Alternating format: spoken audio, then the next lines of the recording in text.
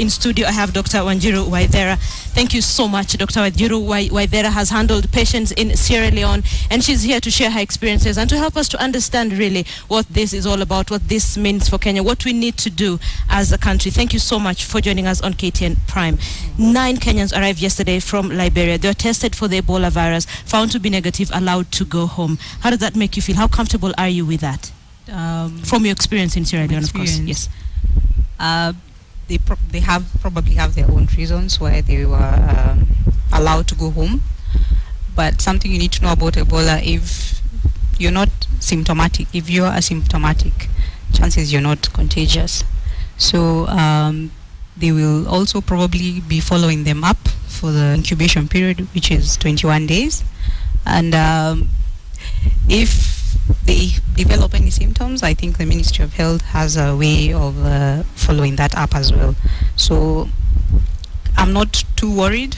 Also, if they had no contact with Ebola patients as well, so they are probably not at risk of developing the disease. Okay, so they're not symptomatic. The time interval from infection with the virus to the onset of symptoms is between 2 to 21 days. These are 9 individuals.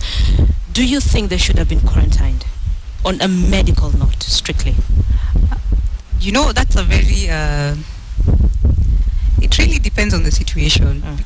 They have to ask certain questions when they got back. I guess they did a triage, and then that's why they decided to give them permission to go home, and then they do the follow-up. If maybe there was anyone with contact or anyone with symptoms, they probably should have been quarantined. So in this case, number one, they probably had no contact with any non-Ebola patient.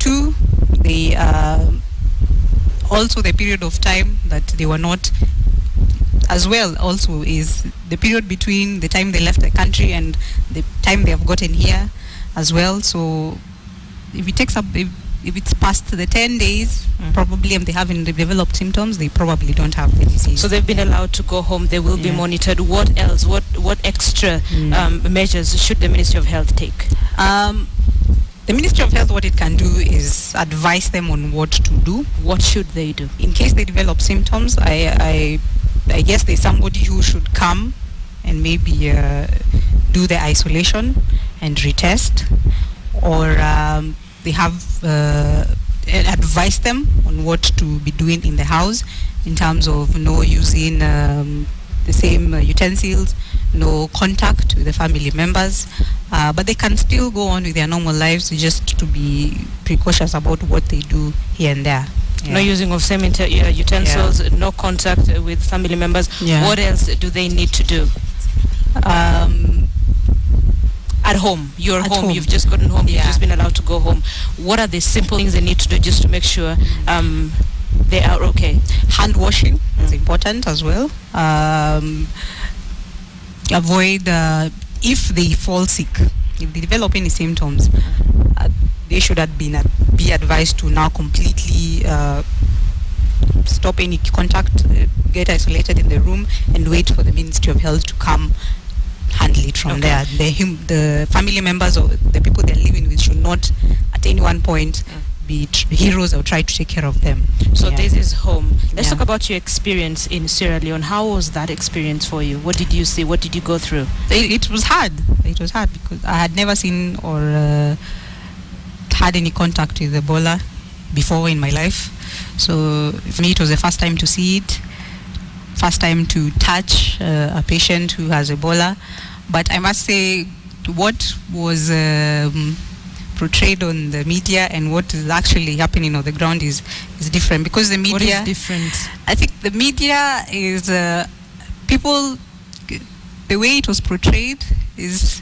I'll find people with weird skin disease and bleeding from everywhere, and basically the media dehumanized them. They made them sound like they were monsters, and you cannot at any one point have any contact with them. But I was scared, of course. I think it's natural. But the organization I went with, which is Doctors Without Borders, or MSF, prepared me adequately. I went to Brussels for a training before I went for my briefing, And then also the thing that helped me make the decision to go back is because I'd been there before. So it was easy for me to make the decision to go back because I've been there before. So you say by the time you got there, you had this, there's something in your mind based on what the media had put in your mind. Yeah. And you thought you're going to find people who are hopeless, people who are just waiting for the end. Yeah. What was your reaction like the first time you met an Ebola patient? This is it. This was the first contact. What went through your mind? So in the case management center where I worked in Kailahun, Sierra Leone, where the first case was reported, you walk in and then there's a board. So the board has, every patient that comes through and is admitted has a number. So you read the board, the total number of admissions, and then there's a section, the total number of cured. So I was, really? There are people that are going to get cured and go home. I was like, okay. And then where I could stand, I could see people walking, talking to each other. And then, so I was also quite surprised because what you see on the media, actually, in my experience, I only saw like 1 or 2 patients bleed. Okay, so so you say the media has sort of misrepresented this. You have been on the ground. You have handled Ebola patients. You've seen what's in the media as well. Yeah. What is the one thing that you'd like to clarify to let Kenyans know the misconception that they probably may have? Okay, number one, I do not refute the fact that Ebola is a deadly disease. It has a mortality rate of about up to 90%.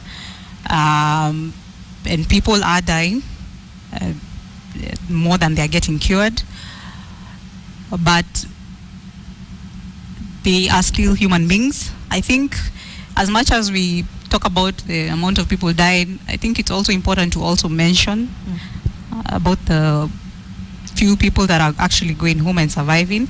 I think it's also important to not really focus on pointing fingers and saying, I think we should try and pass the message that what needs to be done to contain the outbreak. As MSF is trying to say, we need more boots on the ground, we need more organizations to step in, because there are so many things that need to be done. It can be controlled. I think we have examples about Uganda and how they have done it. Nigeria as well, it's success stories. So what do they do and what can we do to contain this? Finally, before I let you go, do you think there is enough sensitization on Ebola in Kenya?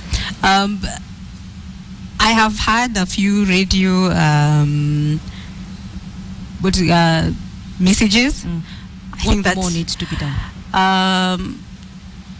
For me, I think it's important to not really just, like in Nairobi, people are very well informed, people are literate, people read, but I don't know what's happening in Mashinani, or so to say. So that's where I think a lot more focus should be. Like try and talk to the people, use their language, their vernacular language, use just any form of communication you can pass this message. It will be better. Okay. Yeah. Dr. Wanjiru Waithera from Doctors Without Borders, thank you so much for sharing your experience. You're we welcome. have been speaking to a doctor who handled Ebola patients in Sierra Leone, Dr. Wanjiru Waithera. She says a lot more needs to be done in terms of sensitization, but then there has been some misrepresentation by the media. Let's see how that goes. She's been talking about Ebola. This is an epidemic that has killed close to 5,000 people this year, mostly in Guinea, Sierra Leone, and Liberia. And the World Health Organization, of course, has identified Kenya as a high-risk zone for Ebola.